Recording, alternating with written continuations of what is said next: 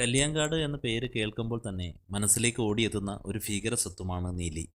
എന്നാൽ ഈ നീലിയെ ആരാധിക്കുന്ന ഒരു ക്ഷേത്രം നിലവിലുണ്ട് എന്നത് പലർക്കും ഒരുപക്ഷെ അറിവില്ലാത്ത കാര്യമായിരിക്കാം. തമിഴ്നാട്ടിലെ കല്യങ്കാട് വനത്തിലാണ് ഈ പുരാതന ക്ഷേത്രം സ്ഥിതി ചെയ്യുന്നത്. നീലിയുടെ രൗദ്രഭാവത്തെ ശാന്തമാക്കുന്നതിനും അവളുടെ അനുഗ്രഹം നേടുന്നതിനുമായി ഇവിടെ ആരാധന നടത്തുന്നത്.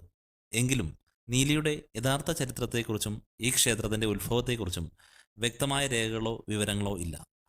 ഐതിഹ്യങ്ങളും തലമുറകളായി കൈമാറി വരുന്ന കഥകളും മാത്രമാണ് ഇവിടെയുള്ളത്. നീലി ഒരു ദുർദേവതയായിട്ടാണ് അറിയപ്പെടുന്നത്. എന്നിരുന്നാലും ചില വിശ്വാസികൾക്ക് അവൾ ഒരു രക്ഷകർത്താവും ഐശ്വര്യദായിനിയും കൂടിയാണ്. അതുകൊണ്ട് തങ്ങളുടെ ദുരിതങ്ങൾ അകറ്റാനും അഭീഷ്ടസിദ്ധിക്കുമായി ഭക്തർ ഇവിടെ എത്തി നീലിയെ പ്രാർത്ഥിക്കുന്നു. സാധാരണയായി നീലിയെ ആരാധിക്കുന്ന ക്ഷേത്രങ്ങളിൽ കോഴി, ആട് തുടങ്ങിയവ ബലി നൽകുന്ന പതിവുണ്ട്.